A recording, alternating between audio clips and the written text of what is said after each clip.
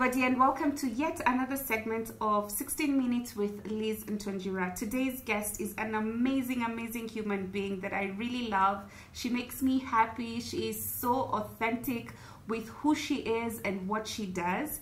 And I'm so pleased to introduce Mikhala Barasa, who's a fitness consultant, a lawyer, and a bodybuilder. Yes, she is. As tiny as she is. Thank you for having me on your set. It's always an honor to be associated with you. It's always an honor to be chosen. Like when you called me for this segment, I was so excited about it. And you saw, like, I responded within minutes. I was like, yes. No, but you're amazing. She chose me again this time. I always like to be associated with you and the great things that you do. So it's an honor to be on this set. It's really an honor. Thank you so much. You make me feel so humbled by that. She's also featured, if you've read #YouthCan, of course, you know she's amongst the amazing, extraordinary young Africans featured under the sports sector. And she's going to tell us more about that. A lot of amazing things have happened since we did the book. And I can't wait to delve into that. You know what strikes me about you? Aki, when I hear you're a bodybuilder, like every time I see her working out, I'm like, can I just give you this body? You work it out and then we can switch. I'll take care of your body. If that was a business, I'd totally be into it. I'd be like, give me 3 bodies. Give me 3 bodies. In 3 months, I'll return. Give me I'll take all your money. Yeah. Because working out is something that I actually enjoy and love to do and love to be associated with. Where did this passion come from? I started it, I think you've heard a bit of the story, but I started it to gain a little bit of weight. And then I was, I was trying running. I used to try like a lot of different things because I've been pretty active since I was younger. And when my mom suggested it, actually my mom is the one who suggested it. She was like, there's someone who told me in the office that if you work out kidogo, you'll gain a kg here and there. Then I went to the gym after I tried to quit after 4 days, but that gym owner was very persistent. So he got on the phone call and he was like, hey, where are you? Please come back. Let's see what we can do with you. 2-3 months into it, I was like, this could be my thing. What did it take to start the whole bodybuilding journey? Discipline is one of the things, and you have to have worked out consistently for you to get into it. So I can't be a bodybuilder? Well, if I give you 2.5 years. Yes, I thought I have to be realistic. If I give you 2.5 consistent years. But the thing is, when I was starting, I thought all you needed was a bikini, confidence, a pair of shoes, and 1,000 shillings to register for the competition. Then I get in and I'm like, what? That's not it. I have to keep consistently showing up. I have to keep eating right. I have to keep working out right. I have to work with a coach. Is it the discipline that also took you to the field of law? By the way, we are learned friends. Yes, we are. Not really. Actually got into law majorly because of my sister, because she had been to law school, she had known the experience, she had gone through all the 9 years. And then when she finished 4th year, my dad was like, okay, so you wanted to be a soldier, that's not happening, you're going to law school. And I got into law school because my sister had been to law school. It's not because it's something that I outrightly had chosen to do from jump. It's something that my family decided that I needed to do. And parents are always right, guys. If your parents say you do anything, just think about it and do it, because I don't think I'm doing too badly at it either. That's a good thing. That's really good advice. Like, they know the best for us sometimes, even though we are proved to be hard-headed. So in terms of bodybuilding and law, how did that work out for you? It's been interesting. It's been a very interesting journey. When I began, it was very tough. It was really, the way you make a decision, and I feel like for me, the decision was very rash. I was just like, okay, let me go do bodybuilding, then that will be it. Then the immediate Monday after, I had so much backlash from the legal community. And it was not good backlash. It was, why are you in your bikini? Why are you naked? Why are you doing this? You're embarrassing us. It was a whole story on Facebook. And I remember sharing this with you. I got a DM from a magistrate, and he was like, this is what a disgrace to the profession looks like. You should not be doing this and this and this and this and this. And I remember I felt very low, but at that time I had a very good boss. He called me to his office and he was like, okay, so what is this about? Have you decided this is what you want to do? I was like, I am not sure, but I think it's something I want to pursue. And he sat me down and he told me, the way I know you and the person that you are, you don't do things halfway. If you have decided, and this was his exact words, if you have decided that we are going to see you in a bikini, make sure you keep it consistent until we see something that we admire and look up to. Set a standard for yourself. Don't stop. We've already seen you in your bikini. Take us through your journey and how it worked out, like combining or integrating bodybuilding and your legal profession. So at the beginning, it wasn't very easy. You know, like I felt like I'd made the decision to jump into bodybuilding as a rush and a one-time decision. Mm-hmm. When you make decisions sometimes, and I'm learning this through my adulthood and through the bodybuilding process, you don't think about the consequence immediately. Mm-hmm. So the backlash that came the Monday after it was bad. From the legal profession, it was really, really bad. It was a whole row on Facebook, messages, you know, comments, my pictures showing up everywhere, and someone sent a picture of me in my bikini to my boss. So I get in and my boss calls me on Monday and he's like, I saw this, what happened? You know, I explained to him and I was like, this is what I did over the weekend. And he asks me, is this what you've decided you want to do with your life? And I was like, yes, this is one of the things. I'm not too sure about it, but this is one of the things that I actually want to do. And he gave me some very, very solid advice. And he said, we have already seen you in your bikini. Your photo is out there. Make sure we get used to seeing you in this frame. If this is something you've chosen to do, do it consistently and create a standard so high for yourself that by the time the rest of us are seeing you in a few years, all we are seeing is excellence. We don't think about the girl in the bikini. We think about the sport. We think about fitness. We think about you differently, because if you do this as a one-time thing, people are going to think like probably very lowly of you, and you're going to keep receiving this backlash. And he kept telling me about his experiences, how he's been receiving backlash even in the legal profession. He was like, it's a normal thing to happen. Yeah. I will not stand or go out on Facebook and shout about it, but I'll tell you, between me and you, this is something that you should have, this is the backlash that you should have expected. This was in 2015. Mm. So I competed twice in 2015, still working with him. Mm-hmm. Competed in 2016, still working with him. I moved to another organization. In 2017, things started being different. Like in 2017, I'd done like 5 competitions, I think. 2017, I'm seeing legal faces in the competition. I'm like, oh wow, like there's 1 or 2 legal faces that have come to watch me. 2018, a whole different scenario. 2019, when I was going out to compete, a whole, like everything had taken a 360, like, or a 180, like it was so different. Yeah. People are congratulating me, hoping I do the best, you know, talking about me in legal WhatsApp groups. And it's not the 2015 kind of way of what is she doing. It's she is doing something that's positive and painting us in a different light. When I see you on the competitions, my gosh, it's like you were born for it. The way you strut over there, I'm like, woohoo, go girl. How do you build that physique? Building the physique takes a very good coach. Of course, there's consistency in this discipline, but you have to have a coach that has a very good eye. Like when I started with my coach, it was very experimental, because he would be like, okay, let's try this, and then let's try, and then let's try this.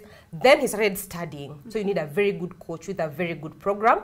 You also need a very consistent and good meal plan, and then you need time, because he was telling me, I can build you a good physique to take out of this country in 2019, but I'll not build you a winning physique. And now he's telling me, I built you a good physique to take out. I can help you build a winning physique, but now the work is on you. So it takes a lot of time. It takes a very good program and a very experienced and learned coach. Amazing. I love the fact that you've talked about your coach, that he or she is part of it. And I know you're paying it forward. And I always watch your Instagram stories. Let me tell you guys, you need to follow Mikhala, because when I am feeling low, down, out, when I just feel lethargic about everything, her Instagram is always popping. Like, I just come out of there laughing. I think you even get tired of my DMs. No, yeah, not really. But you really embody the paying it forward, because I know you do fitness consultancies. And she reminded me that, you know, there's no magic pill to lose 10 kgs, 2 kgs. You need to go work out. Just tell us about, you know, the marketing gimmick, you paying it first, you paying it forward, and helping other people in their fitness journeys. So I very recently, and I'm still figuring out the whole fitness consultancy thing. So I talked to you about what activity is best for you, what I think you need to do, which probably coach I think is best for you to take up, how your meal plan should look like. Those are among the things that I do in my fitness consultancy, because all of us are trying to make money.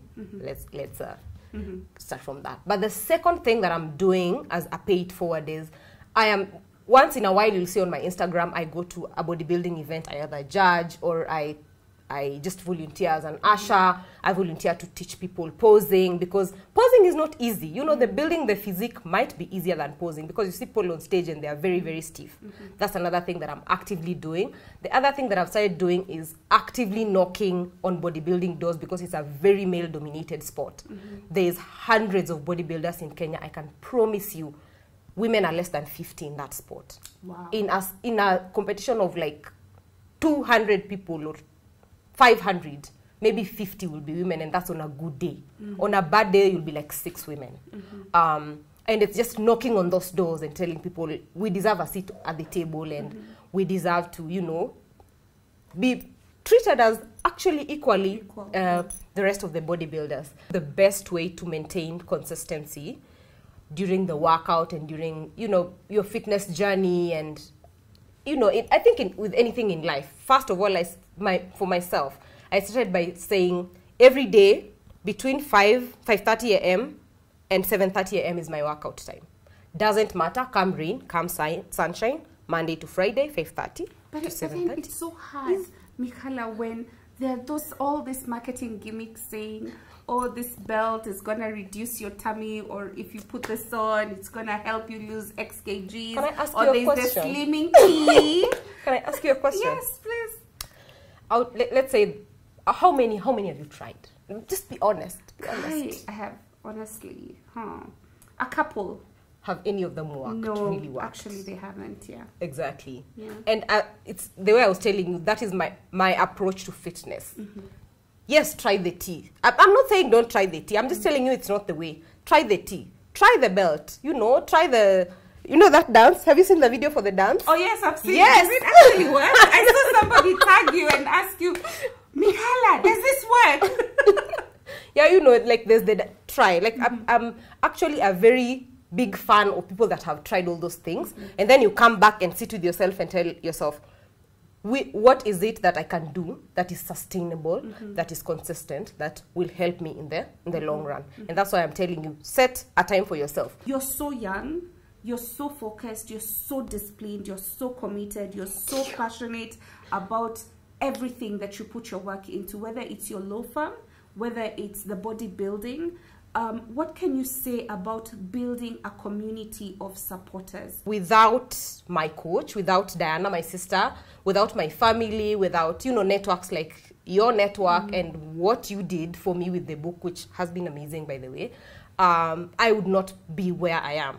And people, you know, when as young people, when we get there or when we get something, we tend to forget the Christians call it the surrounding crowd of witnesses. Yes. We tend to forget the surrounding crowds of witnesses, especially the ones that help us through. I think just mentally, you know, let me give an example. Like when I was going for the competition in India, I knew I had the support of my family and my gym.